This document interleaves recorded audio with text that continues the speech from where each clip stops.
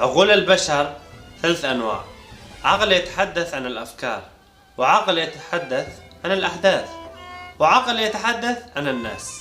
أكثر الناس تتحدث عن الناس، فحسبي الله عليكم. لا تزعل على شخص ما عرف قدرك، ترى لأنه الأعمى لو مسك الماسة ما يعرف يثمنها. قبل لا ترسم حلمك على جدار شخص معين، تأكد من صلابة هذا الجدار مشان ما يقع عليك يوم من الأيام. أنا ما تغيرت، مثل ما تمشي معاي أمشي معاك، بس أهم شي لا تركض، لأني ماني متعود أركض ورا حدا.